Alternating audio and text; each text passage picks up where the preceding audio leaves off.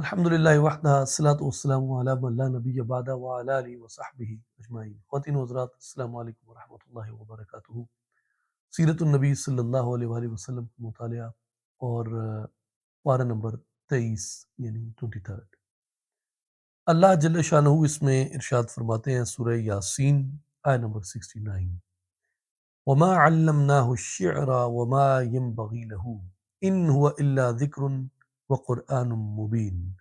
اور ہم نے ان کو شعر کہنا نہیں سکھایا اور نہ ہی یہ ان کی شایان شان ہے، یہ تو فقط نصیحت ہے اور روشن قرآن ہے۔ اس میں ایک تو پہلی بات جو ہے وہ شعر کے بارے میں عرض کر دوں، اور جیسا کہ ہم پچھلی ایک دو نشستوں میں اس پہ ڈسکس کر بھی چکے ہیں کہ حضور نبی کریم صلی اللہ علیہ وآلہ وسلم کا جو منصب ہے وہ شاعر کا منصب نہیں تھا، اور گو کہ حضور علیہ الصلوۃ والسلام نے بعض ایسے کلمات ارشاد فرمائے ہیں جو شعری لطافتیں ہیں یا جو شعری ضروریات ہیں انہیں پورا کرتے ہیں، لیکن اس کے باوجود بھی حضور نبی کریم علیہ الصلوۃ والسلام کے مبارک فرامین کو شاعری نہیں کہا گیا۔ اور اس کا پرسپیکٹو بھی ہم نے جاننے کی کوشش کی کہ جو کفار تھے وہ حضور علیہ الصلوۃ والسلام کے مبارک کلام کو یا قرآن مجید کو وہ شاعری کیوں کہتے تھے؟ اس لیے کہ وہ اسے شاعری کی کیٹیگری میں ڈال کے وہ جو باقی عرب کے شعراء اس سے پہلے گزرے تھے وہ ان کے ساتھ اسے رکھ دیں گے، اور جو اس سے نبوت کی خاصیت تھی یعنی جو اسپیشلٹی ود دیٹ پروفیسی اور دا پروفٹ ہوڈ تھی وہ اس سے ختم ہو جائے گی۔ تو یہ ان کا بنیادی مقصد تھا اس میں۔ اللہ تبارک و تعالیٰ نے یہاں اس چیز کو بار دیگر یہ فرمایا کہ ہم نے اپنے نبی کو شاعر کے طور پہ نہیں بھیجا تمہارے درمیان، اور نہ ہی یہ ایک نبی کی شان ہے۔ آگے آئیے، دوسری ایک بات اس میں اللہ جل شانہ نے ارشاد فرمائی کہ وما علمناہ، اور ہم نے نہیں سکھایا ان کو۔ تو اس سے علماء کرام نے یہ اشارہ اخذ کیا، خاص طور پہ امام رازی رحمہ اللہ نے تفسیر کبیر میں، کہ اشارۃ الی انہ معلم من عند اللہ۔ اس آیت میں اس بات کی طرف اشارہ جاتا ہے کہ حضور نبی کریم علیہ الصلوۃ والسلام امی ہیں دنیا کے اعتبار سے، اور سکھائے گئے ہیں اللہ کی طرف سے، یعنی دنیا کا کوئی استاد نہیں ہے حضور نبی کریم علیہ السلام کا، بلکہ حضور کو یہ چیزیں قرآن علوم یہ کس نے سکھائے؟ علمناہ، یہ اس اللہ نے اپنے حبیب صلی اللہ علیہ وآلہ وسلم کو یہ سکھایا۔ فعلمہ ما ارادہ ولم يعلمہ ما لم يرد، بس اللہ تعالیٰ جو چیز چاہتا تھا وہ اپنے نبی کو سکھا دی، اور جو چیز اپنے نبی کے لیے نہیں چاہتا تھا وہ اپنے نبی کو نہیں سکھائی۔ لہٰذا حضور علیہ الصلوۃ والسلام جو جانتے ہیں اور جو حضور نے بیان کیا وہ وہی ہے جو اللہ چاہتا تھا کہ میرے حبیب بیان کرے، اور جو حضور نبی کریم صلی اللہ علیہ وآلہ وسلم کے شایان شان نہیں تھا اللہ تبارک و تعالیٰ نے حضور کی مبارک زبان سے ادا نہیں ہونے دیا۔ تو یہ حضور کو جو سکھایا ہے وہ اس کے رب نے سکھایا ہے، جو کچھ حضور نے بیان کیا یہ وہی ہے جو اس حضور کے رب نے حضور کو سکھایا تھا۔ حضور کے رب نے کیا چیز سکھائی آپ کو؟ حضور کے رب نے حضور کو وحی سکھائی، دین سکھایا، شریعت سکھائی، اور وہ سکھایا جو اس سے قبل والے اور اس کے بعد والے نہیں جانتے تھے، اور کتنا سکھایا اس مقدار کا کوئی تعین نہیں کیا جا سکتا۔ آگے آئیے، امام طبری رحمہ اللہ آپ نے یہ فرمایا ہے کہ یہ جو قول مبارک ہے ان ہوا الا ذکر، اس سے کون مراد ہے کہ یہ تو صرف نصیحت ہے؟ بعض علماء نے اس میں یہ قول کیا ہے کہ اس سے مراد قرآن مجید ہے، کہ یعنی ذکر جو ہے یہ نصیحہ کو کہا گیا ہے، نصیحت کرنا، اور یہاں نصیحت سے مراد قرآن مجید ہے۔ لیکن امام طبری رحمہ اللہ آپ نے فرمایا ہے کہ ان ہوا ای محمد الا ذکر لکم ایہا الناس، کہ یہ جو ذکر ہے اس سے مراد حضرت محمد الرسول اللہ صلی اللہ علیہ وآلہ وسلم کی ذات گرامی ہے، کہ حضور خود بھی تمہارے لیے ایک نصیحت ہے۔ ذکرکم اللہ بارسالہ ایاہ الیکم ونبہکم بہ علی حظکم، اللہ تعالیٰ نے حضور صلی اللہ علیہ وآلہ وسلم کو تمہاری طرف بھیج کر تمہیں نصیحت کی، اور آپ کی وجہ سے تمہیں بھلائی پر متنبع کیا اور خبردار کیا۔ تو ان معنوں میں حضور نبی کریم صلی اللہ علیہ وآلہ وسلم آپ بھی نصیحت ہیں، حضور ذکر ہیں۔ اور پھر آگے قرآن مجید کو الگ سے بھی بیان کیا، لیکن بعض مفسرین نے یہ کہا ہے کہ یہاں ذکر اور نصیحت سے مراد اشارہ قرآن مجید کی طرف ہے۔ بہرحال دونوں معنوں میں یہ درست ہے۔ آگے آتا ہے وَقُرْآنٌ مُبِین، یعنی وَهَذَا الَّذِي جَاءَكُم بِهِ مُحَمَّدٌ قُرْآنٌ مُبِین، یعنی یہ جو حضرت محمد صلی اللہ علیہ وآلہ وسلم تمہاری طرف لے کے آئے ہیں، یہ واضح قرآن ہے، اس میں کوئی چیز ڈھکی چھپی نہیں ہے، احکامات کو اس میں واضح کر دیا گیا۔ سورہ یاسین آیہ نمبر 76، فَلَا يَحْزُنْكَ قَوْلُهُمْ إِنَّا نَعْلَمُ مَا يُسِرُّونَ وَمَا يُعْلِنُونَ، اے حبیب صلی اللہ علیہ وسلم ان کی باتیں آپ کو رنجیدہ خاطر نہ کریں۔ رنجیدہ کہتے ہیں پریشان ہونا، اور خاطر کہتے ہیں دل کو، کہ ان کی باتیں آپ کے مبارک دل کو پریشان نہ کریں۔ بے شک ہم جانتے ہیں جو کچھ وہ چھپاتے ہیں، اور ہم یہ بھی جانتے ہیں جو کچھ وہ ظاہر کرتے ہیں۔ اس میں ایک تو جو آیت مبارکہ کا پہلا حصہ ہے فلا يحزنك قولهم، ان لوگوں کے جو باتیں ہیں وہ آپ کے لیے پریشانی کا باعث نہیں بننی چاہیے۔ تو اس میں ایک تو جیسے ہم پہلے بھی پچھلے دروس میں یہ بات کر چکے ہیں کہ اللہ تبارک و تعالیٰ بار بار بار بار بار بار اپنے حبیب صلی اللہ علیہ وآلہ وسلم کو تسلی عطا کرتا ہے۔ حضور علیہ الصلوۃ والسلام آپ جس ماحول میں رہتے، ارد گرد کے جس طرح کے لوگ تھے، ان کی جتنی لمبی زبانیں تھیں، جتنے برے ان کے دماغ تھے، جتنی منفی ان کی سوچیں تھیں، اور جتنی خراب ان کی ذہنیت تھی، اور جس قدر ان کے اندر تاریک تھے، اور جس قدر ان کے اندر حسد اور بغض اور کینہ بھرا ہوا تھا، اور جس قدر وہ رسول صلی اللہ علیہ وآلہ وسلم سے دشمنی کرتے، اور جس قدر وہ اسلام اور مسلمانوں پہ اور پیغمبر اسلام کے اوپر وہ طعن کیا کرتے، اور جس قدر وہ اسلام پہ، مسلمانوں پہ، رسول صلی اللہ علیہ وآلہ وسلم پہ بہتان تراشی کیا کرتے، آپ کی غیبتیں کیا کرتے، کوئی دن ایسا نہ ہوتا، کوئی دن ایسا نہ ہوتا کہ کوئی نہ کوئی بری بات حضور علیہ الصلوۃ والسلام تک کفار کے حوالے سے نہ پہنچتی۔ تو جس قدر وہ برائیاں کرتے جاتے، اللہ اسی قدر اپنے حبیب کو تسلی عطا کرتا جاتا۔ اب ایک طرف یہ لوگ تھے، ایک طرف وہ تھا۔ اب دیکھیے یہ اس طرح کے مقامات جو ہیں قرآن مجید میں وہ بکثرت ہیں جہاں اللہ نے حضور علیہ الصلوۃ والسلام کو تسلی عطا فرمائی ہے۔ دیکھیے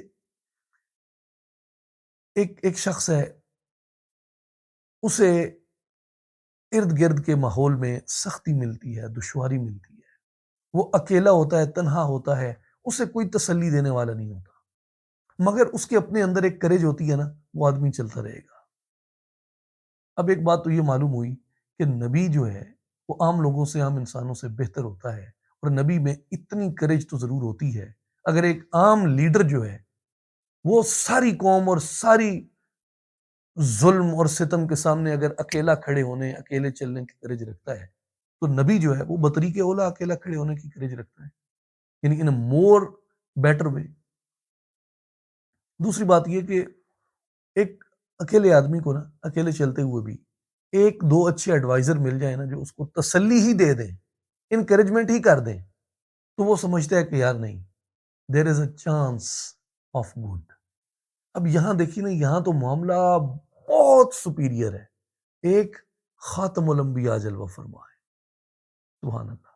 اور دوسری بات، حضور علیہ الصلوۃ والسلام کے ساتھ تسلی دینے کے لیے کیسے کیسے جانثار ہیں، جنہیں اپنی جان کی پرواہ نہیں، جنہیں اپنے مال کی پرواہ نہیں، جنہیں اپنی تجارت کی پرواہ نہیں، جنہیں اپنی زندگی کی پرواہ نہیں، سب کچھ حضور کے نام کر چکے ہیں۔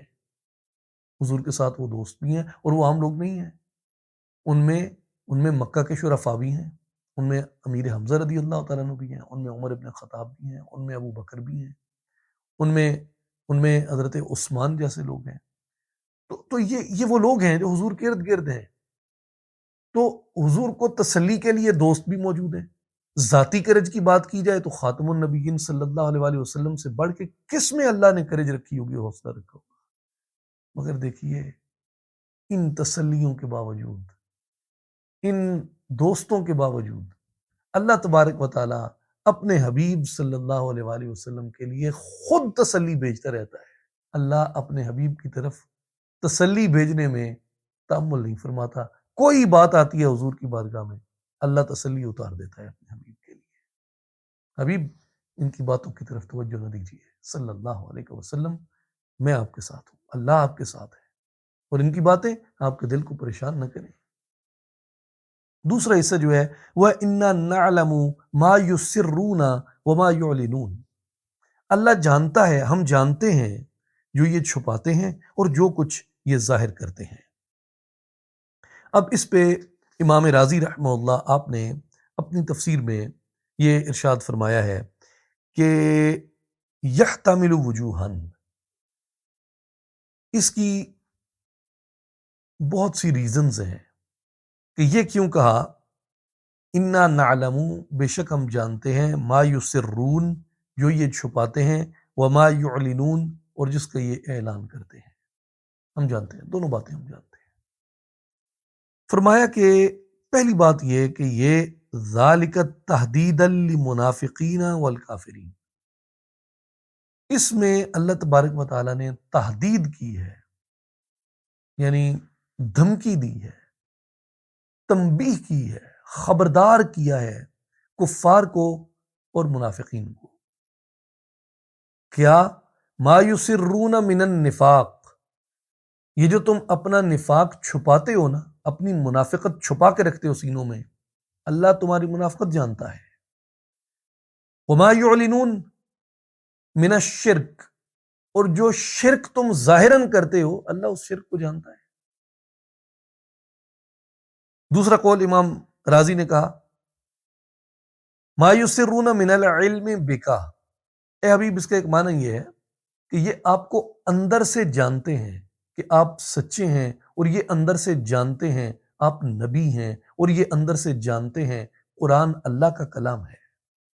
ما یسرون من العلم بکا، اللہ جانتا ہے کہ یہ حقیقت نبوت و رسالت کو دل میں جانتے ہوئے بھی یسرون، اسے چھپا لیتے ہیں۔ یہ جانتے ہوئے بھی، آپ کی رسالت کو جانتے ہوئے بھی، آپ کو سچا سمجھتے ہوئے بھی، قرآن کو اللہ کا کلام سمجھتے ہوئے بھی یسرون، اسے چھپا لیتے ہیں۔ وما یعلنون من الکفر بکا، اور جو یہ ظاہر کرتے ہیں یہ ان کا کفر ہے، اور ہم ان کے اندر جو چھپی ہے بات اسے بھی جانتے ہیں، اور جو ان کے باہر کفر برآمد ہوتا ہے ہم اسے بھی جانتے ہیں۔ اور تیسری بات امام رازی نے فرمائی ما یسرون من العقائد الفاسدہ، اور یہ جو اپنے فاسد عقیدے اپنے اندر چھپا کے رکھتے ہیں، اللہ انہیں جانتا ہے۔ وما یعلنون من الافعال القبیحۃ، اور جو ان کے برے اعمال ظاہر ہوتے ہیں، اللہ ان کے برے اعمال کو بھی جانتا ہے۔ اب اس سے یہ معلوم ہوا کہ یہ جو کفار تھے، یہ منافقین تھے، یہ اپنے اندر حضور نبی کریم صلی اللہ علیہ وآلہ وسلم کا جو بغض چھپا کے رکھتے، یا اللہ تبارک و تعالیٰ کے لیے، فرشتوں کے لیے، ملائکہ کے لیے جو یہ برے عقائد چھپا کے رکھتے اپنے اندر، اللہ تبارک و تعالیٰ ان سب کو جانتا ہے۔ فرمایا جو تم چھپاتے ہو وہ اللہ جانتا ہے، اور جو ظاہر کرتے ہو اللہ اسے بھی جانتا ہے۔ اور یہ ظاہر کیا کرتے؟ ان کے برے اعمال ظاہر ہوتے، یعنی ظلم ظاہر ہوتا، غصب ظاہر ہوتا، اور اس کے علاوہ جاہلی رسومات ان سے ظاہر ہوتی۔ تو اللہ نے فرمایا کہ حبیب ہم ان کے اندر باہر ہر چیز کو بہت اچھی طرح جانتے ہیں۔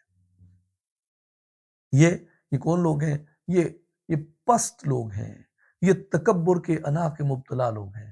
حبیب ان پست لوگوں کی یہ گھٹیا باتیں آپ کے مبارک دل کے لیے تکلیف کا باعث نہ بنے۔ حضور کے دل کی تسکین اللہ کو کتنی پسند ہے۔ یاسین آیہ نمبر 77، اولم یر الانسان انا خلقناہ من نطفۃ فاذا هو خصیم مبین، اور کیا آدمی نے نہ دیکھا کہ ہم نے اسے پانی کی ایک بوند سے بنایا، فاذا هو خصیم مبین، جبھی وہ کھلا جھگڑالو ہے، سخت جھگڑالو ہے۔ اس میں علماء نے دو چیزیں بیان کی، ایک تو انہوں نے کہا کہ یہ عموم کے ساتھ یہ بات آئی ہے، اور دوسرا انہوں نے کہا کہ اپنے شان نزول کے اعتبار سے اس آیت مبارکہ میں ایک کانٹیکسٹ جو ہے وہ فَإِذَا هُوَ خَصِيمٌ مُبِينٌ ہے، کہ یہ نہایت ہی پرلے درجے کا جھگڑالو ہے۔ یہ فرماتے ہیں کہ یہ نازل ہوئی آیت کفار کے 3 لوگوں میں سے ایک کے بارے میں، عاص ابن وائل تھا، یا ابو جہل تھا، یا ابی ابن خلف تھا۔ ان میں سے ایک شخص آیا حضور علیہ الصلوۃ والسلام کی بارگاہ میں، اور اس کے پاس ایک ہڈی تھی خستہ، اور اس نے آ کے حضور علیہ الصلوۃ والسلام سے کہا کہ کیا تمہارا رب قیامت کے دن اس ہڈی کو بھی زندہ کرے گا، یہ جو ٹوٹی ہوئی ہے؟ اور وہ مزید توڑتا، پھر کہتا کہ اب بھی اسے زندہ کر دے گا، اور وہ پھر ہڈی توڑتا اور پھر کہتا اب بھی اسے زندہ کر دے گا، اور پھر توڑتا اور کہتا اب بھی اسے زندہ کر دے گا۔ تو وہ جتنی بار توڑتا جاتا، حضور نبی کریم علیہ الصلوۃ والسلام اسے فرماتے جاتے، ہاں اللہ ضرور اس ہڈی کو اٹھائے گا، اللہ ضرور اس ہڈی کو اٹھائے گا، اللہ ضرور اس ہڈی کو اٹھائے گا۔ اور یہ جو کفار کی وہ جھگڑے کی اور تان کرنے کی صفت تھی، اللہ تبارک و تعالیٰ نے اسے یہاں پہ بیان فرمایا کہ فَإِذَا هُوَ خَصِيمٌ مُبِينٌ، یہ سخت جھگڑالو لوگ ہیں، انہیں اتنا احساس نہیں ہے کہ یہ کس ذات گرامی کے ساتھ بات کر رہے ہیں۔ اور دوسری، اس واقعے سے ہمیں یہ پتہ چلتا ہے کہ حضور نبی کریم صلی اللہ علیہ وآلہ وسلم نے اصرار کیا ہے اس بات کے اوپر، اور قرآن نے بھی اصرار کیا ہے اس بات پہ کہ قیامت کے دن تمہاری ہڈیاں کھڑی کی جائیں گی۔ یہ جو ہمارے ہاں under the influence of skeptic perspectives of different philosophical traditions، جو یہ قیامت کو انٹرپریٹ کرنے کی ایک بات چلی ہے کہ قیامت ایک خیالی بات ہے، اور جو لازمی نہیں ہے کہ ہڈیاں اسی طریقے سے اٹھائی جائیں گی۔ جو ٹیکسٹ ہے، حدیث کا ہو یا قرآن کا ہو، یعنی جو متن ہے قرآن کا اور متن جو ہے حدیث کا، وہ ایمفسس کرتا ہے اسی بات کے اوپر کہ ہڈیاں ہی دوبارہ کھڑی کی جائیں گی۔ تو اس لیے اس کی کوئی اپالوجیٹک انٹرپریٹیشن نہیں ہے، اور اگر کوئی کرتا ہے تو اہل حق کے نزدیک وہ درست نہیں ہے۔ کیوں کہ حضور نبی کریم صلی اللہ علیہ وآلہ وسلم سے کئی اس طرح کی ایک دو چار نہیں بلکہ درجنوں احادیث مبارکہ کتب حدیث میں بھی اور کتب سیرت میں بھی مروی ہیں، جن میں حضور نے فرمایا کہ اسی طرح تمہاری ہڈیاں کھڑی کی جائیں گی۔ اور قرآن مجید کا بھی اسی بات کے اوپر اصرار ہے کہ حشر اجساد ضرور ہوگا۔ حشر کہتے ہیں کھڑا کرنا، اٹھنا، اٹھایا جانا، ریسرکشن، اور اجساد کہتے ہیں جسموں کو، کہ جسم جو ہیں یہ دوبارہ کھڑے کیے جائیں گے اللہ کے حضور۔ اس لیے اس کے اوپر نہ تو ہمیں سکیپٹک ہونا چاہیے اور نہ ہی ہمیں اپالوجیٹک ہونا چاہیے، یہ ایسا ہی ہمیں ماننا چاہیے جیسا کہ قرآن میں اور نبی پاک علیہ الصلوۃ والسلام کی احادیث مبارکہ میں یہ بیان ہوا ہے۔ آگے آئیے سورہ صافات آیت نمبر 36۔ اس میں مشرکین نے حضور نبی کریم علیہ الصلوۃ والسلام پہ جو اعتراضات کیے تھے، اللہ تبارک و تعالیٰ نے ان مشرکین کے اعتراضات کا جواب عطا فرمایا۔ وَيَقُولُونَ أَإِنَّا لَتَارِكُو آلِهَتِنَا لِشَاعِرٍ مَجْنُونٍ بَلْ جَاءَ بِالْحَقِّ وَصَدَّقَ الْمُرْسَلِينَ، اور وہ کہتے تھے کیا ہم ایک دیوانے شاعر کی خاطر اپنے معبود چھوڑ دیں؟ فرمایا اللہ نے بل، نہیں نہیں نہیں، وہ دیوانہ شاعر نہیں ہے، جاء بالحق، وہ ایبسلوٹ ٹروتھ کو لے کے آیا ہے، وصدق المرسلین، اور اپنے سے پہلے گزرے ہوئے انبیاء کی تصدیق کرنے کے لیے آیا ہے۔ غافلو، تم اس کے پیغام کو شاعری کہتے ہو، اسے مجنون کہتے ہو؟ نہیں، وہ حق کے ساتھ آیا ہے، وہ نبیوں کی تصدیق کرنے والا آیا ہے۔ تو اس بارے میں علماء نے مختلف اقوال فرمائے ہیں اس آیت مبارکہ میں بھی، لیکن ظاہر ہے کہ اس مفہوم پہ پہلے ہی ہم گفتگو کر چکے ہیں، لیکن ایک مزید اس میں جو بات صرف چلتے چلتے میں عرض کر دوں سیرت النبی صلی اللہ علیہ وآلہ وسلم کے حوالے سے، کہ جو کفار کی تان کی عادت ہے نا، وہ دیکھیے آج تک قائم ہے۔ نبی صلی اللہ علیہ وآلہ وسلم کو ماننے میں تأمل کرنا، قرآن کو جھٹلانے میں جلد بازی کرنا، اور حضور نبی کریم صلی اللہ علیہ وآلہ وسلم کی نبوت کے ساتھ کفر کرنا، یہ تب سے آج تک کفار کا وتیرہ ہے، اور قرآن اس کے اوپر گواہی دے چکا ہے۔ اب جو لوگ حضور صلی اللہ علیہ وآلہ وسلم کی نبوت کی صداقت کی دعوت دیتے ہیں، یعنی جو داعی ہیں دین میں، اللہ کی طرف بلاتے ہیں اور رسول صلی اللہ علیہ وسلم کی طرف بلاتے ہیں، اور وہ محققین اور وہ لوگ جو حضور نبی کریم صلی اللہ علیہ وآلہ وسلم کی ذات اقدس پہ وہ طعن، وہ آبجیکشنز جو کفار کی طرف سے لگائے جاتے ہیں، غیر مسلموں کی طرف سے لگائے جاتے ہیں، جو اس کا جواب دیتے ہیں، کبھی سوچیں یہ کتنے عظیم لوگ ہیں، یہ کس کی سنت پہ عمل کرتے ہیں۔ یعنی کفار کے طعن کا جواب دینا، جو آبجیکشنز سیرت پہ، حدیث پہ اور حضور علیہ السلام کی ذات گرامی پہ نان مسلم ورلڈ کی طرف سے لگائے جاتے ہیں، اسپیشلی اورینٹلسٹ ٹریڈیشن کے اندر جو لگائے جاتے ہیں، اس کا جواب دینا یہ سنت الہیہ ہے۔ اس لیے ایسے نوجوان جو اپنے آپ کو دلیل میں، منطق میں، لاجک میں بہتر سمجھتے ہیں اور علم میں ترقی کر سکتے ہیں، انہیں اپنے آپ کو پریپیئر کرنا چاہیے اس کام کے لیے جس کی اس وقت عالم اسلام کو اشد ضرورت ہے، کہ حضور نبی کریم صلی اللہ علیہ وآلہ وسلم کی سیرت طیبہ کے حوالے سے اور اسلام کی حقانیت کے حوالے سے، قرآن کی حقانیت کے حوالے سے جو دنیا کے اندر اعتراضات وارد کیے جاتے ہیں، ان کا بھرپور اور مؤثر جواب دیا جائے۔ آگے آئیے سورہ صاد، صاد والقرآن ذی الذکر بل الذین کفروا فی عزت و شقاق۔ صاد یہ حروف مقطعات میں سے ہے اور اس کا حقیقی معنی اللہ اور اس کے رسول صلی اللہ علیہ وآلہ وسلم ہی جانتے ہیں۔ ذکر والے قرآن کی قسم، بلکہ کافر لوگ حمیت اور تکبر میں اور مخالفت اور عداوت میں مبتلا ہیں۔ اب یہاں پہ علماء بیان کرتے ہیں کہ اللہ تعالیٰ نے پہلے ایک حروف مقطعات میں سے ایک حرف فرمایا صاد، پھر قسم اٹھائی کہ ذکر والے قرآن کی قسم۔ اب ذکر والے قرآن کی قسم کھا کر قسم کے جواب میں کچھ نہیں فرمایا کہ آگے کیا ہے۔ کہ اللہ تعالیٰ قسمیں اٹھاتا ہے نا، قسم اٹھا کے کسی بات کو ثابت کرتا ہے، ثبت فرماتا ہے۔ والعصر، قسم ہے زمانے کی، یا اللہ زمانے کی قسم اٹھا کے کیا فرما رہا ہے؟ ان الانسان لفی خسر، بے شک انسان خسارے میں ہے۔ یعنی قسم اٹھائی، آگے ایک بیان آ گیا، تو معلوم ہوا کہ وہ قسم اس بیان کے لیے اٹھائی، اس نے اس حقیقت کو ثبت کرنے کے لیے اٹھائی۔ اب یہاں پہ قسم اٹھائی والقرآن ذی الذکر، ذکر والے قرآن کی قسم۔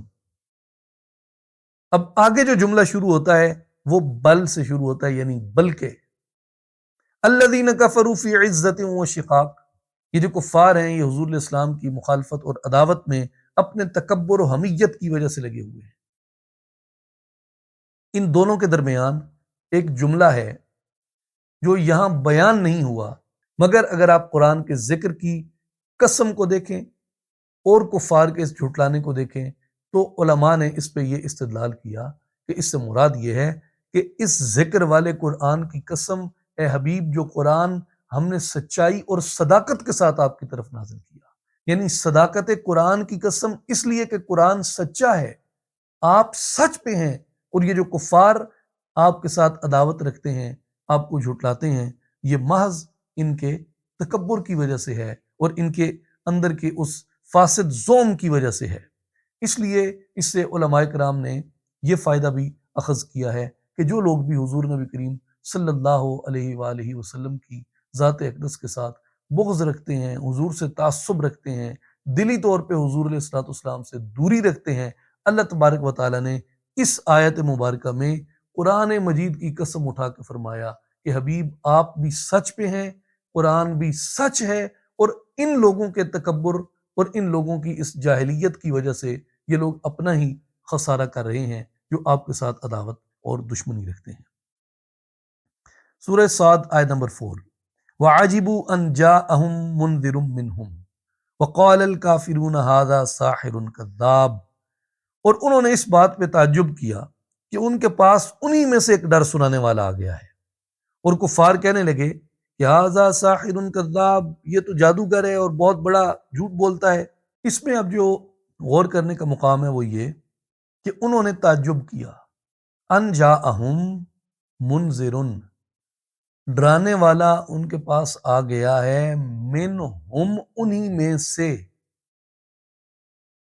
اب وہ اسے اپنے جیسا بشر دیکھتے ہیں، وہ اپنے نام و نسب کے ساتھ اسے کمپیئر کرتے ہیں، اور باقی چیزیں وہ ان کی دنیاوی صفات کو دیکھتے ہیں، اور وہ یہ کہتے ہیں کہ جی یہ ہم ہی میں سے اللہ تعالیٰ نے اس رسول کو کیوں چن لیا۔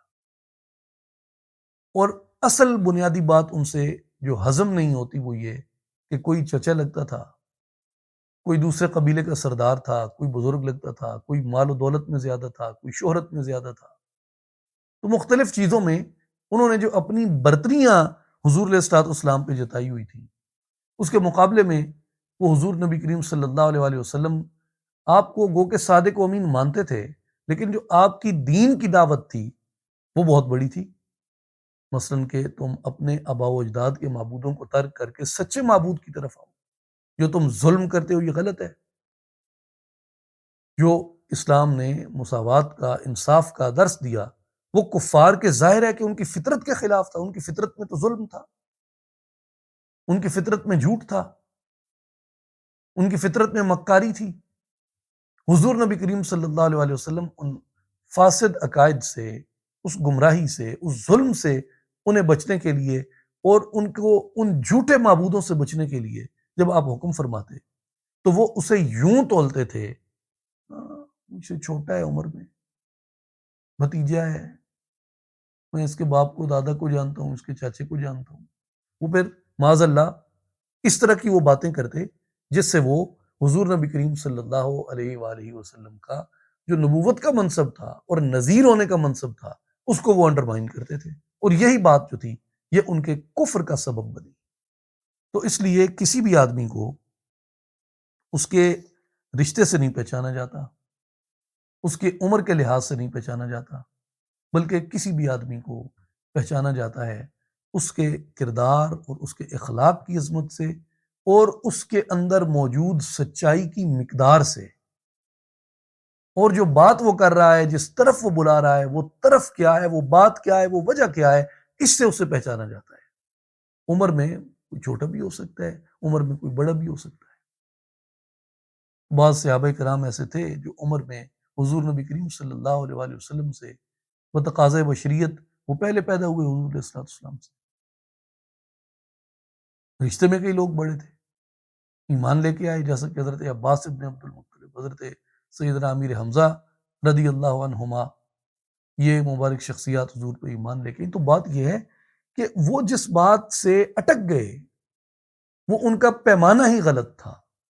اب اس میں اگر آپ من ہم پہ اگر تھوڑا سا غور کریں گے تو آپ کو یہ ساری کہانی سمجھ آ جائے گی کہ من ہم، ان میں سے ہونا، انہیں یہ لگتا تھا کہ شاید یہ نبوت کے منافی ہے اور ایسا نہیں ہونا چاہیے تھا۔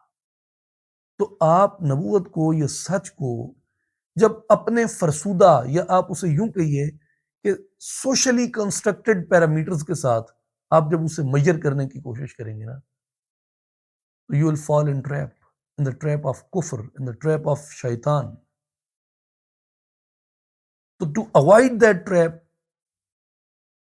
اس کو کیا طریقہ کار ہے اسے جاننے کا؟ اسے جاننے کا طریقہ کار یہ ہے کہ آپ اسے سوشلی کنسٹرکٹڈ پیرامیٹرز کے ساتھ جاننے کی کوشش نہ کریں، بلکہ ان پیرامیٹرز سے جاننے کی کوشش کریں جو اللہ نے عطا کیے ہیں سچ کو جاننے کے لیے۔ آگے آئیے، سورہ صاد کی دیگر آیات ہیں، آیت نمبر 5 اور 6، اجعل الآلہۃ الہا واحد ان ھذا لشیء عجاب، کیا اس نے سب معبودوں کو ایک ہی معبود بنا رکھا ہے؟ بے شک یہ تو بڑی ہی عجیب بات ہے۔ وانطلق الملأ منهم ان امشوا واصبروا علی آلہتکم ان ھذا لشیء یراد، اور ان میں سے سردار چلے کہ اس کے پاس سے چل دو اور اپنے خداؤں پر صابر رہو، بے شک اس میں اس کا کوئی نہ کوئی مطلب ہے۔ اب یہ آیات مبارکہ جو آئی ہیں اس میں جو اصرار کیا گیا وہ کیا کہتے ہیں کہ اس نے سارے معبود ایک کر دیے۔ وہ یہ تو بڑی عجیب بات ہے، کوئی ہر الہ علیحدہ علیحدہ ہونا چاہیے نا۔ رزق کا الہ علیحدہ ہونا چاہیے، موسم کا الہ علیحدہ ہونا چاہیے، جنگ کا الہ علیحدہ ہونا چاہیے، عزت کا الہ علیحدہ ہونا چاہیے، شہرت کا الہ علیحدہ ہونا چاہیے، نفع کا الہ علیحدہ ہونا چاہیے، نقصان کا الہ علیحدہ ہونا چاہیے، سفر کا الہ علیحدہ ہونا چاہیے، رات کا الہ علیحدہ ہونا چاہیے، دن کا الہ علیحدہ ہونا چاہیے، رشتوں کا الہ علیحدہ ہونا چاہیے، رشتے جوڑنے کا الہ علیحدہ ہونا چاہیے، رشتے توڑنے کا الہ علیحدہ وہ تو اتنے زیادہ ان کے معبود تھے اور خدا تھے، ہر بات کا ایک الگ خدا تھا، ہر بات کا ایک الگ معبود تھا ان کا۔ یہ اگر آپ کبھی میتھالوجی پڑھیں، وہ بے شک آپ انڈین میتھالوجی پڑھ لیں، گریک میتھالوجی پڑھ لیں، یہ جو عرب پیگن ٹریڈیشن تھی، یہ میتھالوجی اگر آپ پڑھیں تو ہر چیز کے لیے انہوں نے ایک الگ خدا تراشا ہوا تھا۔ تو وہ یہ کہتے تھے کہ یہ کیسی بات کرتا ہے کہ اجعل الآلہۃ الہا واحد، یہ کہتا ہے کہ یہ سب معبودوں کو ایک ہی معبود اس نے بنا رکھا ہے، ان ھذا لشیء عجاب، ایک ہی خدا میں یہ ساری باتیں کیسے کٹی ہو گئی، یہ تو بڑی عجیب بات ہے۔ اور پھر انہوں نے کہا کہ یہاں سے چلو اٹھو، اور جو خدا تمہارے آباء و اجداد کے خدا ہیں انہی پہ صابر رہو، یہ تو اپنی مطلب پرستی کے لیے کوئی بات کر رہا ہے۔ اس کے شان نزول میں مختلف علماء نے مختلف روایات نقل فرمائی ہیں۔ مقاتل ابن سلیمان نے اور امام البغوی رحمہ اللہ نے اپنی تفاسیر میں، اور دیگر مفسرین نے بھی اس کا شان نزول وہ مشہور واقعہ بیان کیا ہے کہ جب بڑے بڑے کفار کے جو سردار تھے مکہ کے، وہ جناب عام رسول، حامی اسلام، حامی رسول اللہ، محافظ رسول اللہ جناب حضرت ابو طالب کا شان اقدس پہ حاضر ہوئے، وشکوا الیہ محمدً صلی اللہ علیہ وآلہ وسلم، انہوں نے نبی پاک علیہ السلام کی شکایت کی، وقالوا انہ یسب آلہتنا ویسفہ احلامنا ویذکر آباءنا فی النار، انہوں نے کہا کہ اے ابو طالب، آپ کا بھتیجا ہمارے معبودوں کی توہین کرتا ہے، ہمارے خواب ہم سے چھینتا ہے، اور ہمارے باپ دادا کو دوزخ کے ساتھ یاد کرتا ہے۔ تو آپ اسے روکیں، اب وہ اپنے اعتراضات تو یہی لے کے آئے تھے۔ پہلی بات کیا ہے؟ ہمارے معبودوں کی توہین کرتا ہے، دوسرا کیا؟ ہمارے خواب ہم سے چھینتا ہے، اور تیسرا یذکر آباءنا فی النار، ہمارے باپ داداؤں کو کہتا ہے کہ وہ دوزخ میں جائیں گے۔ فدعا ابو طالب نبی صلی اللہ علیہ وآلہ وسلم، حضرت ابو طالب نے رسول صلی اللہ علیہ وآلہ وسلم کو بلایا اور کہا یا ابن اخی ہؤلاء قومک جاؤوا یشکونک ویذکرون کذا وکذا فماذا تطلب منہم، حضرت ابو طالب نے کہا کہ اے میرے بھائی کے بیٹے، یہ بستی والے جو سرداران ہیں یہ تمہارے پاس آئے ہیں، یہ باتیں کرتے ہیں، آپ ان سے کیا چاہتے ہیں؟ اگر آپ کو کوئی مطالبہ ہے تو آپ بتائیں۔ قال اطلب منہم کلمۃ واحدۃ، حضور نے فرمایا میں ان سے اور کچھ نہیں چاہتا، میں صرف اتنا چاہتا ہوں، اطلب منہم، اتنا میں ان سے صرف چاہتا ہوں، کلمۃ واحدۃ، یہ ایک جملہ اپنی زبان سے کہہ دیں، ایک جملہ، ایک کلمہ اپنی زبان سے کہہ دیں۔ ان قالوہا، اگر یہ وہ جملہ کہہ دیں، دانت لہم العرب، عرب ان کے زیر نگیں آ جائے گا، وَأَدَّتْ إِلَيْهِمِ الْعُجَمُ الْجِزْيَةَ، the great Sassanid empire, it will fell in front of them, and rather they will pay them jizya، اگر یہ وہ ایک جملہ کہہ دیں۔ اب وہ سارے سرداران عرب تھے اور وہ بڑی ستھری چیزیں تھے، تو ان میں سے ایک نے کہا فقال القوم نحن نقول 10 کلمات فماذا تريد، انہوں نے کہا تم ہم سے وعدہ کر رہے ہو کہ اگر ہم وہ ایک کلمہ کہہ دیں تو عرب بھی تمہارے زیر نگیں ہو جائے گا، عجب بھی تمہارے زیر نگیں ہو جائے گا، ایک کلمہ چھوڑو، ہم 10 کلمے کہتے ہیں، بولو کیا کہنا ہے، ہم 10 کلمے کہیں گے۔ فقال قولوا لا الہ الا اللہ، میرے نبی نے فرمایا صرف اتنا کہہ دو کوئی الہ نہیں سوائے اللہ کے۔ فنفروا وقاموا وقالوا لا نقول لها ابدا، وہ انکار کر کے کھڑے ہو گئے اور چل پڑے اور انہوں نے کہا کہ ہم اسے تو کبھی نہیں کہیں گے۔ اور ان میں سے بعض چلتے ہوئے یہ کہنے لگے کہ امشو وصبروا علی آلہتکم، تو ان میں سے بعض چلتے ہوئے کہنے لگے کہ اپنے معبودوں پر قائم رہو اور انہی کو لازم پکڑو۔ جب یہ واقعہ پیش آیا تو اس کے متعلق سورہ صاد کی آیات نمبر 5 اور آیات مبارکہ نمبر 6 جو ہیں وہ نازل ہوئیں، جو یہ کفار کے مابین اور حضور نبی کریم علیہ الصلوۃ والسلام کے مابین جو یہ بات چیت ہوئی، اس کے بارے میں وہ آیات مبارکہ نازل ہوئیں۔ آگے آئیے سورہ صاد آیت نمبر 8، اَأُنزِلَ عَلَيْهِ الذِّكْرُ مِن بَيْنِنَا بل ہم فی شک من ذکری بل لما یذوقوا عذاب، کیا ہم میں سے صرف ان پر ہی نصیحت نازل کی گئی ہے، بلکہ یہ کفار میری نازل کی ہوئی وحی کے متعلق شک میں مبتلا ہیں، بلکہ ابھی تک انہوں نے میرا عذاب چکھا ہی نہیں ہے۔ اب بنیادی بات اس میں آیت مبارکہ میں کیا ہوئی، یہ کفار جو ہیں یہ میری نازل کی ہوئی وحی میں شک کرتے ہیں، اس میں شک کرتے ہیں، اور اس کی ایک وجہ یہ بھی ہے کہ انہوں نے ابھی تک عذاب کا مزہ نہیں چکھا، یہ ابھی تک راحتوں میں ہیں، یہ ابھی تک فرحتوں میں ہیں، یہ ابھی تک تعیش میں ہیں۔ جب عذاب آئے گا تو پھر انہیں مہلت نہیں ملے گی۔ اور اس سے یہ بھی پتہ چلا کہ وحی کے بارے میں جو سینوں کے اندر شک ہے یہ مومنین کا شیوا نہیں ہے، یہ اہل اسلام کا شیوا نہیں ہے۔ وحی کے بارے میں سکپٹک ہونا، وہی ہی وہ چیز ہے جس پہ ہمارا یقین ہونا چاہیے۔ ہر چیز کے بارے میں بندہ مشکوک ہو جائے، وحی کے بارے میں مشکوک نہیں ہونا چاہیے۔ اس لیے وہ علامہ اقبال رحمہ اللہ، آپ نے جو مرزا بیدل کی تضمین کی ہے کہ کہتا مگر ہے فلسفہ زندگی کچھ اور، مجھ پر کیا یہ مرشد کامل نے راز فاش، با ہر کمال اندک آشفتگی خوشست، ہر چند عقل کل شدئی بے جنون مباش۔ یہاں جنون سے مراد یقین ہے کہ چاہے تم عقل کل بن گئے ہو مگر وحی کے بارے میں جو تمہارا یقین ہے اس یقین کو کبھی سینے سے ترک نہ کرنا۔ تو اسلام کی جو ساری عمارت ہے، دین کی، فیتھ کی جو ساری عمارت ہوتی ہے وہ کس چیز پہ کھڑی ہوتی ہے؟ سرٹینٹی کے اوپر۔ When you turn certainty into skepticism, then faith is gone. You can be an explorer. I appreciate that. Faith is gone. Faith کیا ہے؟ فیتھ یقین کو کہتے ہیں، فیتھ توکل کو کہتے ہیں، فیتھ تقوی کو کہتے ہیں، فیتھ سرٹینٹی کو کہتے ہیں۔ امام راضی رحمہ اللہ فرماتے ہیں کہ یہ جو شبہ ہے کفار کا، یہ تیسرا شبہ تھا، اور یہ شبہ جو تھا ان کا وہ نبوت کے متعلق تھا جو اس آیہ مبارکہ میں بیان ہوا۔ اور وہ یہ کہتے تھے کہ جیسے کہ پہلے بھی ہم یہ ڈسکس کر چکے ہیں کہ حضور نبی کریم صلی اللہ علیہ وسلم کو ظاہری طور پہ دیکھتے اور ظاہری طور پہ وہ جانچنے کی اور پرکھنے کی کوشش کرتے،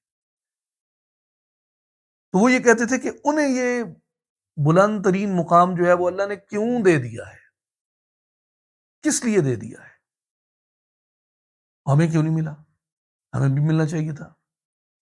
اب اس بارے میں امام راضی رحمہ اللہ نے ایک بڑی یہ پچھلی گفتگو کرنے کے بعد ایک بڑی پتہ کی بات انہوں نے کی کہ انہم قالوا النبوۃ اشرف المراتب۔ جو کفار تھے نا، انہیں انکار، حضور علیہ السلام کے انکار کے باوجود بھی اس بات کا ادراک تھا کہ نبوت ایک عظیم ترین مرتبہ ہے، نبوت کا انکار نہیں کرتے تھے، اور مگر حضور علیہ السلام کے نبی ہونے کا انکار کرتے تھے، نبوت فی نفسہ ہی کا انکار نہیں کرتے تھے کہ کوئی نبی نہیں ہو سکتا۔ حالانکہ ایسے لوگ تبھی تھے، ابھی بھی ہیں، جو نبوت کا انکار کرتے تھے اور ابھی بھی کرتے ہیں، اور لہٰذا اگر آپ کفر کو تولیں تو یہ درجہ ان کفار مکہ سے بھی بدتر ہے کہ جو نبوت کو ہی جھٹلا دے۔ کفار جو تھے وہ حضور علیہ السلام کو جھٹلاتے تھے، ظاہر ہے اس کی بھی تحسین تو نہیں کی جا سکتی، لیکن بہرحال ان لوگوں سے بہتر تھے جو نہ خدا کو مانتے ہیں اور نہ نبوت کو مانتے ہیں اور نہ نبی کو مانتے ہیں۔ ان کو جو مسئلہ تھا وہ یہ تھا کہ اللہ تبارک و تعالیٰ نے اگر کوئی نبی بنانا ہی تھا تو کوئی ہمارے سٹیٹس کا آدمی نبی بناتا، جس کے پاس ہماری طرح کا بہت سا جو ہے وہ مال و دولت ہوتی، تو ان شبہات کو اللہ تبارک و تعالیٰ نے زائل کیا اور فرمایا کہ ان شبہات کی اور ان باتوں کی کوئی حقیقت نہیں ہے۔ تم کون ہوتے ہو یہ طے کرنے والے کہ اللہ تعالیٰ کسے نبی بنائے اور اللہ تعالیٰ کسے نبی نہ بنائے۔ اسی طرح اگلی آیت مبارکہ میں یہ ارشاد ہوا، ام عندہم خزائن رحمت ربک العزیز الوہاب، کیا ان کے پاس رب کی رحمت کے خزانے ہیں جو غالب ہے اور بہت عطا فرمانے والا ہے؟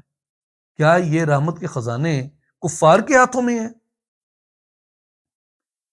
اور امام طبری رحمہ اللہ آپ نے بھی اس میں یہی تعویل کی، اور دیگر علماء نے بھی یہی اس کی تعویل کی کہ حضور نبی کریم علیہ الصلوۃ والسلام کو اللہ تبارک و تعالیٰ نے اپنی رحمت سے جو خزانے عطا کیے، اور خاص طور پہ جو خزینہ نبوت عطا فرمایا اور رسالت کا شرف عطا کیا، تو اللہ تبارک و تعالیٰ یہاں پہ کفار سے یہ سوال کر رہا ہے کہ کیا میری رحمت کے خزانے تمہارے پاس ہیں کہ تم جسے چاہو گے اسے نبی بنایا جائے گا؟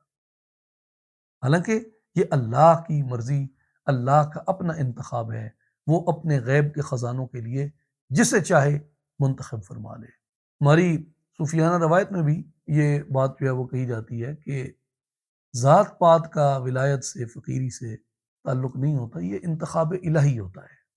اللہ تعالیٰ جس کا انتخاب کر لیتا ہے، اللہ تبارک و تعالیٰ اسے عطا کر دیتا ہے۔ وہ ایک مشہور قول جو ہے اس میں ہماری نیٹو ایکسنٹ میں کہا جاتا ہے کہ نظر جناندی کیمیا او سونا کر دے وٹ، ذاتی ہتھ خدا دے کیا سید کیا جٹ۔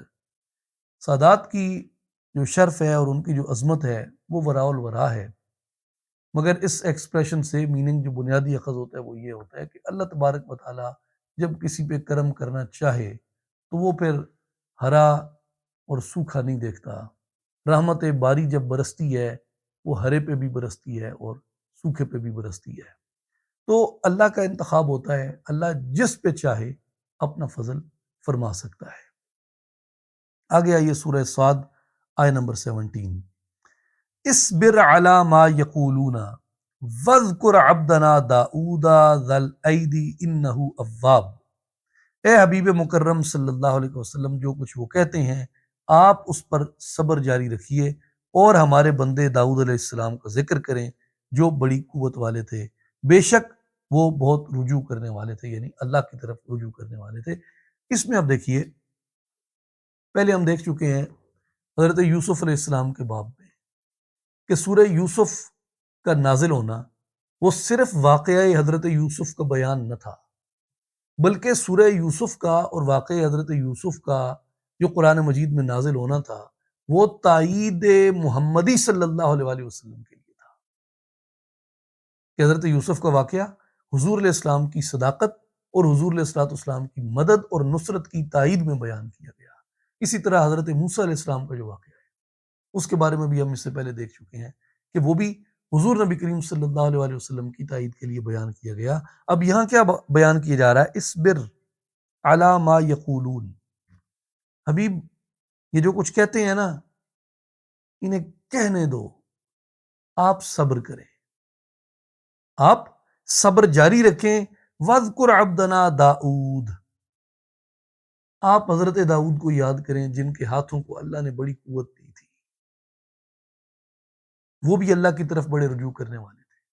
مراد کیا ہے کہ جالوت کے پاس جتنی طاقت مرضی ہو، جتنا بڑا لشکر مرضی ہو، جب اللہ داؤد کے ہاتھ میں فتح تھما دیتا ہے نا، تو داؤد کا پھینکا گیا، ان کی غلیل سے پھینکا گیا ایک بٹا، وہ جالوت کی ساری تکبر کی عمارت کو دھڑام سے گرا سکتا ہے، ایک چھوٹا سا پھینکا ہوا بٹا۔ اس لیے فرمایا اے حبیب اللہ آپ کے ساتھ ہے جس نے داؤد کے ہاتھوں کو قوت دی تھی۔ یہ مال و دولت میں اگر زیادہ ہیں، سرداری میں زیادہ ہیں، یہ اپنے آپ کو سمجھتے ہیں کہ ہمارے دربار کسرا میں تعلقات ہیں، دربار کیسر میں تعلقات ہیں، دربار نجاشی میں تعلقات ہیں۔ حبیب یہ سارا کچھ بھی دیکھ لیں گے کہ فاتح وہی ہوتا ہے، کامیاب وہی ہوتا ہے جس کے ساتھ ہماری نصرت ہوتی ہے۔ جالوت اپنی ساری طاقت کے باوجود بھی جس طرح داؤد کے ہاتھوں مغلوب ہو گیا تھا، اے حبیب صلی اللہ علیہ وسلم یہ اپنی ساری طاقت اور سرداریوں اور دولت کے باوجود اللہ تعالیٰ ان کو آپ کے سامنے سرنگوں کر دے گا۔ تو یہ جو حضرت داؤد علیہ السلام کی قوت کا ذکر ہے، اس میں یہاں جہاں یہ عمل درکار تھا کہ حضرت داؤد علیہ السلام کی نبوت اور صداقت کو بیان کیا جائے، قرآن کے ذریعے حضرت داؤد علیہ السلام کی تصدیق کی جائے، وہاں اس سے مراد یہ بھی تھا کہ جس نے حضرت داؤد کو فاتح کیا تھا، حضرت محمد الرسول اللہ صلی اللہ علیہ وآلہ وسلم کو فاتح بنانے والا بھی وہی اللہ ہوگا۔ تو انبیاء کا ذکر بھی قرآن میں بنیادی طور پہ حضور علیہ السلام کی تائید کے لیے آیا ہے، ذکر دیگر انبیاء کا ہے، نعت میرے مصطفیٰ کی ہے۔ آگے آئیے سورہ صاد آیہ نمبر 28۔ الم نجعل الذین آمنوا وعملوا الصالحات کالمفسدین فی الارض ام نجعل المتقین کالفجار، کیا ہم ان لوگوں کو جو ایمان لائے اور اعمال صالحہ بجا لائے ان جیسا کر دیں گے جو زمین میں فساد بپا کرنے والے ہیں، یا ہم پرہیزگاروں کو بد کرداروں جیسا بنا دیں گے؟ تو کفار بنیادی طور پہ یہ کہتے تھے مسلمانوں کو کہ جب قیامت آئے گی تو دیکھا جائے گا تم جن نعمتوں کی باتیں کرتے ہو اللہ ہمیں بھی یہی نعمتیں دے گا، تو ہمیں بھی جنتیں ملیں گی اور ہم بھی تمہاری طرح جنت کے اندر خوشیاں جو ہیں وہ منائیں گے۔ تو ان کفار کے رد میں اللہ تبارک و تعالیٰ نے یہ آیت مبارکہ نازل کی کہ یہ دونوں لوگ جو ہیں وہ برابر نہیں ہو سکتے، جنہوں نے بد کرداری کی وہ اپنے انجام کو پہنچیں گے اور جنہوں نے اعمال صالحہ کیے وہ اپنے انجام کو پہنچیں گے۔ اب یہاں جو آمنوا و عملوا الصالحات آ رہا ہے، یہ آ رہا ہے مومنین کے لیے، اور یہ کون لوگ تھے؟ جو حضور علیہ الصلوۃ والسلام پہ ایمان لانے والے تھے۔ اور اس میں جو فجار آ رہا ہے یہ کن کے لیے آ رہا ہے؟ جنہوں نے حضور نبی کریم صلی اللہ علیہ وآلہ وسلم کو جھٹلایا۔ تو یہاں جو طبقوں کو تقسیم کر کے اللہ نے بیان کیا، اس سے بظاہر یہ لگتا ہے کہ یہ عام لوگوں کی بات ہے، مگر اس میں بھی میرے محبوب کریم علیہ الصلوۃ والسلام کی ہی توصیف اور حضور علیہ الصلوۃ والسلام ہی کے مرتبے کو بیان کیے گئے کہ ایمان والا وہ ہے، اعمال صالح والا وہ ہے جو رسول پہ ایمان لایا اور رسول کی راہ چلا، اور فاجر و فاسق گناہ گار جہنمی دوستی وہ ہے جس نے رسول صلی اللہ علیہ وسلم کا انکار کیا اور جس نے رسول صلی اللہ علیہ وسلم کے راستے کی پیروی نہ کی۔ آگے آئیے، ایک آیت مبارکہ ہے سورہ صاد آیت نمبر 69۔ وما كان لي من علم بالملأ الاعلى اذ يختصمون، مجھے تو عالم بالا کی جماعت کی کوئی خبر نہ تھی جب وہ بحث و تمیز کر رہے تھے۔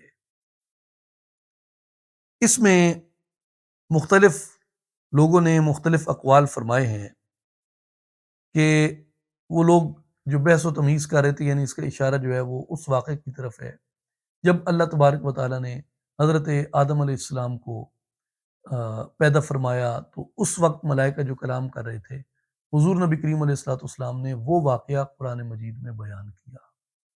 اب اس میں بتانے کا بنیادی مقصد یہ تھا کہ مجھے یہ جتنی چیزیں ہیں اللہ کی طرف سے وحی کی جاتی ہیں، اللہ کی طرف سے مجھے یہ بتائی جاتی ہیں، اور ملائے اعلیٰ میں جو باتیں ہو رہی ہیں میں از خود انہیں نہیں جانتا، بلکہ اللہ نے مجھے وہ علم عطا فرمایا ہے۔ یعنی شان اپنی بیان کر رہے ہیں، لیکن اس اپنی شان کے بیان میں بھی توحید باری تعالیٰ ہے کہ دیکھو اتنی شان ہے میری، اتنی شان ہے کہ میں ملائے اعلیٰ میں فرشتوں کی باتوں کو بھی جانتا ہوں، لیکن دیکھو یہ میں از خود نہیں جانتا، یہ شان بھی مجھے ایک شان والے نے عطا کی ہے۔ تو حضور علیہ السلام نے اس آیت مبارکہ میں جہاں اپنے علم مبارک کا اس بات کیا اور اپنی اعلیٰ شان کو بیان کیا، اس میں ساتھ یہ بھی بیان کیا کہ یہ از خود نہیں ہے، یہ مجھے ایک عطا کرنے والے نے یہ عطا کیا ہے۔ اس کے ساتھ ایک حدیث مبارک مختلف علماء بیان کرتے ہیں۔ عموماً یہ جو آیت مبارکہ ہے سورہ صاد کی 69، جو حدیث صحیح ہے اسے امام ترمذی رحمہ اللہ آپ نے بیان کیا ہے، اور آپ نے فرمایا ہے کہ میں نے اس حدیث کو امام بخاری رحمہ اللہ سے پوچھا، تو امام بخاری نے بھی اس حدیث کی سند کی تصدیق اور توثیق کی کہ یہ اس کی سند جو ہے وہ صحیح ہے۔ اور امام بخاری کے استاد صاحب مصنف امام عبد الرزاق رحمہ اللہ آپ نے بھی اسے مصنف میں بیان کیا ہے۔ امام احمد ابن حنبل رحمۃ اللہ علیہ نے اسے مسند شریف میں بیان کیا۔ امام طبرانی رحمہ اللہ نے اسے معجم الکبیر میں بیان فرمایا ہے۔ حدیث پاک یوں ہے کہ حضرت معاذ بن جبل رضی اللہ تعالیٰ عنہ کی روایت ہے۔ معاذ بن جبل رضی اللہ تعالیٰ عنہ فرماتے ہیں کہ ایک دن ہم لوگ فجر کے لیے جمع ہوئے تو حضور نبی کریم صلی اللہ علیہ وآلہ وسلم ابھی تشریف نہیں لائے، اور اتنی تاخیر ہو گئی کہ ہمیں لگا کہ ابھی دن چڑھ آئے گا۔ اتنے میں حضور نبی کریم صلی اللہ علیہ وآلہ وسلم آپ تشریف لائے، جلدی سے آپ نے نماز پڑھائی، اور حضور نے جیسے ہی سلام پھیرا تو فرمایا کہ جو جدھر بیٹھے ادھر ہی بیٹھا رہے۔ لوگ بیٹھ گئے۔ حضور علیہ السلام نے فرمایا کہ مجھے تاخیر اس لیے ہوئی کہ میں نے تہجد کی نماز پڑھی اور اس کے بعد مجھے اونگ آئی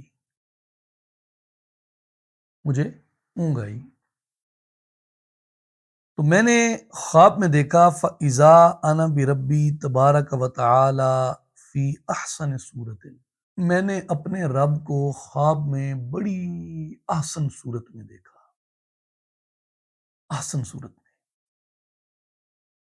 فَقَالَ يَا مُحَمَّدُ قُلْتُ لَبَّيْكَ رَبِّي، میرے اللہ نے مجھے کہا اے محمد صلی اللہ علیہ وسلم، میں نے عرض کی اے میرے رب میں حاضر ہوں۔ قال فیم یختصم الملأ الاعلی، قلت لا ادری ربی، اللہ نے فرمایا اے حبیب، یہ ملأ اعلی میں مقربین فرشتے کس بات میں بحث کر رہے ہیں؟ قال فیم یختصم الملأ الاعلی، اے حبیب آپ کو پتہ ہے کہ میرے مقرب ترین فرشتے کس بارے میں بات کر رہے ہیں؟ میں نے عرض کی پروردگار میں نہیں جانتا ہوں کس بارے میں بات کر رہے ہیں۔ قالها ثلاثا، آپ نے فرمایا کہ اللہ تعالیٰ نے پوچھا، میں نے اسی طرح 3 مرتبہ جواب دیا۔ فرأيته وضع كفه بين كتفي، حضور فرماتے ہیں کہ اللہ تعالیٰ نے اپنا دست قدرت میرے دونوں کندھوں کے درمیان رکھا، حتی وجدت برد اناملہ بین ثدیی، حضور فرماتے ہیں کہ جیسے ہی وہ دست قدرت اللہ نے میرے دونوں کندھوں کے درمیان رکھا، میں نے اس کی پوروں کی ٹھنڈک اپنے سینے میں محسوس کی۔ فتجلی لی کل شیء وعرفت، کائنات میں جو کچھ بھی تھا میرے لیے وہ روشن ہو گیا اور میں نے اسے پہچان لیا۔ ایک حدیث مبارک کے لفظ یہ ہیں فعلمت ما فی السماوات وما فی الارض، میں نے جان لیا جو کچھ بھی زمین میں ہے اور جو کچھ آسمانوں میں ہے۔ فقال یا محمد قلت لبیک ربی، اللہ نے پھر فرمایا اے محمد صلی اللہ علیہ وسلم، میں نے عرض کی اے میرے رب میں حاضر ہوں۔ قال فیم یختصم الملأ الاعلی، اب بتاؤ میرے مقرب فرشتے کس بارے بات کر رہے ہیں؟ قلت فی الکفارات، میں نے عرض کی اے میرے مالک وہ کفارات کے بارے میں بات کر رہے ہیں۔ قال ما ہن، اللہ نے فرمایا وہ کیا ہیں، کفارات کیا ہیں؟ میں نے عرض کی اے میرے مالک باجماعت نماز کے لیے پیدل جانا، مسجد میں نماز پڑھ کر مسجد میں بیٹھے رہنا، اور ناگواری کی حالت میں وضو کرنا، جب پسند نہ ہو یعنی شدید ٹھنڈ ہو اور ٹھنڈا پانی ہو تو بندہ وضو نہیں کرنا چاہتا، مراد یہ ہے کہ ناگواری کی حالت میں بھی وضو کرنا۔ اے میرے مالک یہ کفارات ہیں اور تیرے فرشتے اس بارے میں بات کر رہے ہیں۔ پھر اللہ نے فرمایا ثم فیما، اور کس کس بارے میں بات کر رہے ہیں؟ تو نبی پاک علیہ السلام نے عرض کی کہ وہ درجات کے بارے میں بات کر رہے ہیں۔ پہلے کیا کہا؟ کفارات کے بارے میں بات کر رہے ہیں۔ اب کیا کہا؟ وہ درجات کے بارے میں بات کر رہے ہیں۔ اللہ نے فرمایا حبیب درجات کیا ہیں؟ تو حبیب علیہ الصلوۃ والسلام نے فرمایا اطعام الطعام ولین الکلام والصلاۃ باللیل والناس نیام. وہ کیا ہیں؟ فرمایا وہ ہیں لوگوں کو کھانا کھلانا، نرم لہجے میں بات کرنا، اور رات کے وقت جب لوگ سوئے ہوئے ہوں اس وقت اٹھ کے نماز پڑھنا. یہ کیا ہیں؟ یہ درجات ہیں. درجات کون کون سے ہیں؟ کھانا کھلانا، لنگر. دوسرا لین الکلام، نرم لہجے میں بات کرنا، نرمی. اور تیسرا والصلاۃ باللیل والناس نیام، رات کے وقت اٹھ کے اس وقت نماز پڑھنا جب لوگ سوئے ہوئے ہیں. دوستو یہ تینوں باتیں اہل تصوف کے لیے خاص ہیں. لنگر چلتے ہیں، کھانا کھلاتے ہیں، نرم لہجے کی بات کرتے ہیں، اور پوشیدہ طور پہ اللہ کی عبادت کرتے ہیں اس ٹائم پہ جب لوگ سوئے ہوئے. والصلاۃ باللیل والناس نیام، اللہ کی عبادت اس وقت کرنا جب لوگ سوئے ہوئے ہوں. قال سل، اللہ نے فرمایا حبیب اب مانگو مجھ سے، کچھ طلب کرو. کیا مانگتے ہو؟ یہ حضور علیہ السلام کی آگے دعا ہے جسے محدثین نے نقل کیا ہے. بڑی خوبصورت دعا ہے. اللہم انی اسألک فعل الخیرات وترک المنکرات وحب المساکین وان تغفر لی وترحمنی واذا اردت فتنة فی قوم فتوفنی غیر مفتون واسألک حبک وحب من یحبک وحب عمل یقرب الی حبک، آمین یا رب العالمین. حضور نبی کریم علیہ الصلوۃ والسلام نے یہ دعا کی، اللہم انی اسألک، اے اللہ میں تجھ سے سوال کرتا ہوں، فعل الخیرات، خیر کے عمل کا، وترک المنکرات، برائیوں کو چھوڑنے کا، وحب المساکین، مسکینوں سے محبت کرنے کا. اور کیا فرمایا؟ میں سوال کرتا ہوں ان تغفر لی، تو میری مغفرت فرما دے، وترحمنی، اور مجھ پہ رحم فرما دے، مجھ پہ رحمت فرما دے. وَإِذَا أَرَدْتَ فِتْنَةً فِي قَوْمٍ فَتَوَفَّنِي غَيْرَ مَفْتُونٍ، اور جب تو کسی قوم کو فتنہ میں مبتلا کرے تو مجھے بغیر گمراہی کے اپنی طرف اٹھا لینا. وَأَسْأَلُكَ حُبَّكَ، میں تجھ سے تیری محبت کا سوال کرتا ہوں.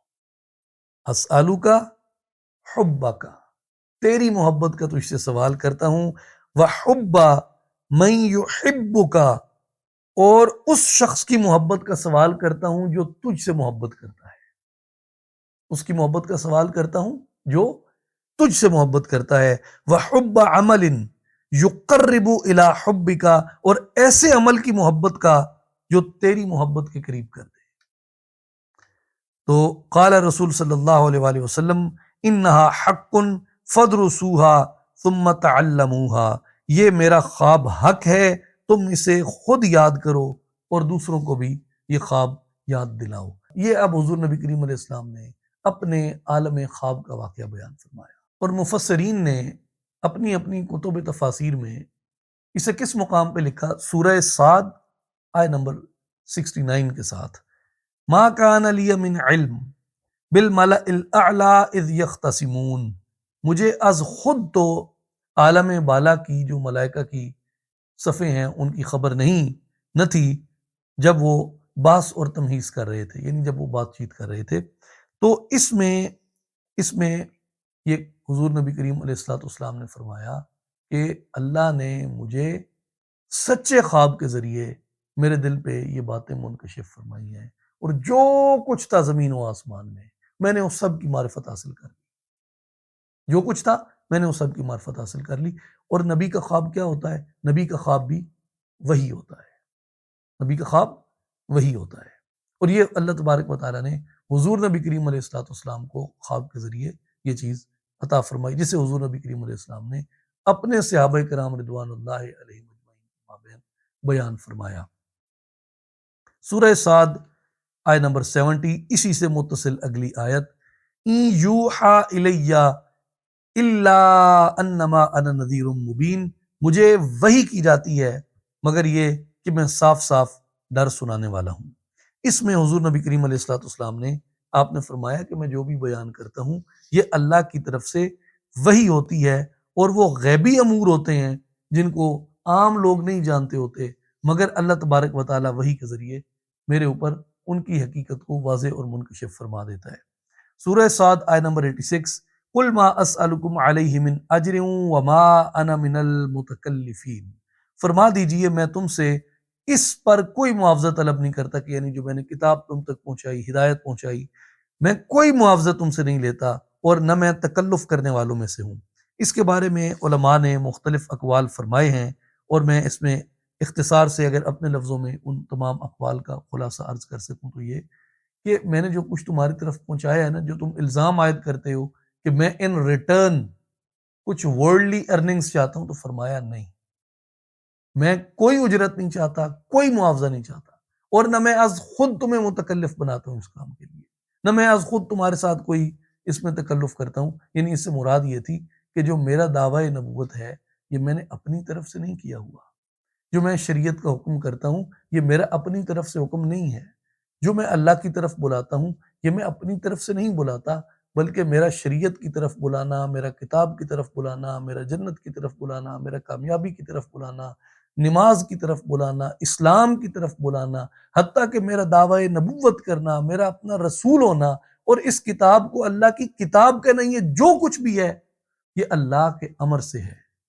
میں خود اس کا جو ہے وہ تصنع کرنے والا، اس کا تکلف کرنے والا نہیں ہوں۔ اس کے بعد ایک آیت مبارکہ آتی ہے 23ویں پارے میں، 23rd پارہ سورہ زمر، قل یا عباد الذین آمنوا اتقوا ربکم للذین احسنوا فی هذه الدنیا حسنہ وارض اللہ واسعۃ انما یوفی الصابرون اجرہم بغیر حساب۔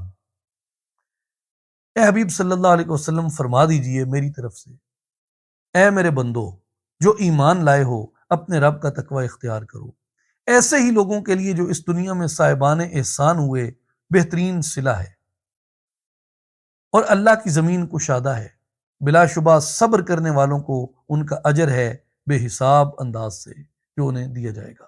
اب اس میں مختلف علماء کرام نے یہ فرمایا ہے کہ یہ وہ لوگ تھے جن کے حق میں یہ آیت مبارکہ نازل ہوئی، جنہوں نے حضور نبی کریم علیہ الصلوۃ والسلام کے فرمان مبارک پہ حبشہ کی طرف ہجرت کی تھی۔ یعنی وہ پہلا گروہ، پہلی ہجرت جو ہوئی وہ مدینہ سے پہلے وہ حبشہ کی طرف ہوئی۔ تو جو حبشہ کی طرف لوگ گئے ان کے لیے اللہ نے کہا کہ اے حبیب آپ میری طرف سے انہیں فرما دیں کہ رب پہ تقوی اختیار کرو، اور ایسے ہی لوگ یعنی تمہاری طرح کے لوگ جو اس دنیا میں صاحبان احسان ہوئے، احسنوا فی ہذہ الدنیا حسنۃ، ان کے لیے بہترین صلہ ہے، وارض اللہ واسعۃ، اللہ کی زمین بڑی وسیع ہے، یعنی جہاں تم جا رہے ہو یہ اللہ ہی کی زمین ہے، مکہ بھی اللہ کی زمین ہے، حبشہ بھی اللہ کی زمین ہے، جس نے یہاں تمہاری حفاظت کی ہے وہ وہاں بھی تمہاری حفاظت کرنے والا ہے۔ تو اس لیے یہ ان کے انما یوفی الصابرون اجرہم بغیر حساب، تو صبر کرنے والوں کو ان کا اجر ملے گا۔ ظاہر ہے کہ جب تم اپنا گھر چھوڑ کے جا رہے ہو، تم تکلیف میں ہو، یہاں تم تکلیف میں ہو جو کفار کے مظالم سہتے ہو، وہاں بھی تم جاؤ گے تو پردیس کے اندر ہوگے، تو جو صبر کرے گا اللہ کی راہ میں،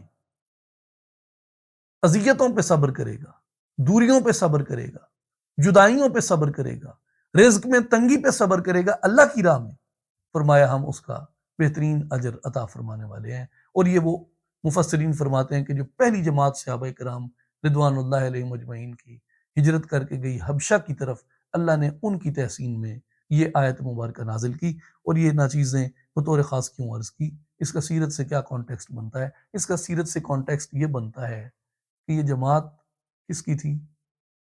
صحابہ کی۔ کس کے صحابی تھے؟ نبی پاک علیہ الصلوۃ والسلام کے صحابی تھے۔ تو حضور جو عمل کر رہے ہیں وہ بھی اللہ کے مد نظر ہے، اور جو حضور کے صحابہ کر رہے ہیں حضور کی رضا میں، حضور کے حکم کے مطابق، اللہ کی رضا کے مطابق، اللہ تبارک و تعالیٰ ان سے بھی خوش ہوتا ہے۔ حضور کی آل بھی بشارتوں کی مستحق ہے، حضور کی ازواج بھی بشارتوں کی مستحق ہیں قرآن میں، حضور کے اصحاب بھی بشارتوں کے مستحق ہیں، آل کو، ازواج کو، اصحاب کو، سب کو رتبے کس سے ملے؟ محمد مصطفیٰ صلی اللہ علیہ وآلہ وسلم سے رتبے ملے۔ سورہ زمر آیت نمبر 11، قل انی امرت ان اعبد اللہ مخلصا لہ الدین، فرما دیجئے مجھے حکم دیا گیا ہے کہ میں اللہ کی عبادت، اپنی طاعت و بندگی کو اس کے لیے خاص رکھوں اور اسی کے لیے ہی میں اسے سر انجام دوں۔ تو اس پہ مختلف مفسرین نے اقوال کیے ہیں۔ مقاتل ابن سلیمان نے اس پہ یہ لکھا ہے کہ کفار جو تھے وہ حضور نبی کریم علیہ الصلوۃ والسلام کو یہ کہتے تھے کہ آپ نے اپنے آباء و اجداد کے دین کو ترک کر دیا ہے، اور کیا ہی اچھا ہوتا کہ آپ اپنے آباء و اجداد کے دین پہ ہی قائم رہتے، اور کس چیز نے آپ کو برانگیختہ کر دیا، کس چیز نے آپ کو اپنے آباء و اجداد کے دین سے دور کر دیا؟ تو حضور علیہ الصلوۃ والسلام نے فرمایا انی امرتو، مجھے سچے رب کی طرف سے حکم ہے، ان اعبد اللہ، میں اسی اللہ کی عبادت کروں، مخلصا لہ الدین، اس کے لیے خالص رکھتے ہوئے اپنی عبادات کو میں سر انجام دوں۔ اس لیے جو عبادت ہے حضور نبی کریم علیہ الصلوۃ والسلام کی، اور اس طریق پہ جو طریق حضور نبی کریم علیہ الصلوۃ والسلام کا طریق ہے، وہ ہر شرک خفی سے اور ہر شرک جلی سے وہ پاک ہے۔ اور اس لیے حضور علیہ السلام نے فرمایا کہ میں ان متکبر بادشاہوں میں سے نہیں ہوں جو لوگوں کو کسی بات کا امر کرتے ہیں اور خود اس کے اوپر وہ عمل نہیں کرتے۔ فرمایا مجھے اللہ نے جو چیز عطا کی، جو شریعت عطا کی ہے، میں سب سے پہلے اخلاص کے ساتھ خود اس پہ عمل کرنے والا ہوں، اور مجھے دیکھ کے میری امت اس کے اوپر عمل کرنے والی ہے۔ اور آج کے اس گفتگو کی جو آخری آیت مبارکہ ہے وہ سورہ زمر آیت نمبر 12 ہے، وَأُمِرْتُ لِأَنْ أَكُونَ أَوَّلَ الْمُسْلِمِينَ، اور مجھے یہ بھی حکم دیا گیا کہ میں اس کی مخلوق میں سب سے پہلا مسلمان بنوں۔ یہاں ایک تو مسلمان کی بارے میں جو میننگ ہے، عموماً اس پہ مفسرین نے لٹرل میننگ ہی مراد لی ہے، اور فرمایا ہے کہ مجھے سب سے پہلے اسلام لانے کا حکم دیا گیا ہے اس بستی کے اندر۔ ظاہر ہے جیسے ہم پہلے ابتدائی پاروں میں یہ ڈسکس کر چکے ہیں کہ جتنے انبیاء تھے وہ سبھی اپنے آپ کو مسلمان کہتے تھے۔ حضرت عیسیٰ اپنے آپ کو مسلمان کہتے تھے، حضرت موسیٰ مسلمان کہتے تھے، حضرت یوسف اپنے آپ کو مسلمان کہتے تھے، حضرت ابراہیم اپنے آپ کو مسلمان کہتے تھے، حضرت نوح علیہ السلام اپنے آپ کو مسلمان کہتے تھے۔ تو جتنے انبیاء تھے یہ مسلمان تھے، اور اہل کتاب روایت کے جتنے لوگ ہیں کوئی ان میں یہودی نہیں ہے، کوئی ان میں نصرانی نہیں، یہ ان کے نام کیا تھے؟ مسلمان۔ اب حضور نبی کریم علیہ السلام نے بھی جب اعلان نبوت فرمایا تو فرمایا اس زمانے میں لِأَنْ أَكُونَ أَوَّلَ الْمُسْلِمِينَ، میرے بعد جو جماعت ایمان لے کے اسلام لے کے آئے گی، مجھے حکم ہے کہ میں ان سب میں پہلے اپنے اسلام کا اعلان کروں کہ میں مسلمان ہوں۔ دوسری اس میں جو مسلمین ہیں، مسلمان وہ ہوتے ہیں جو سبمٹ کرتے ہیں، یعنی they surrender their ego, they surrender their own desires, they surrender their own will and wish in front of will of اللہ سبحانہ و تعالی۔ تو یہ جو تسلیم ہے، یہ اسلام و تسلیم، یہ یعنی یہاں ہم مانا ہے کہ سرنڈر کرنا، سبمٹ کرنا۔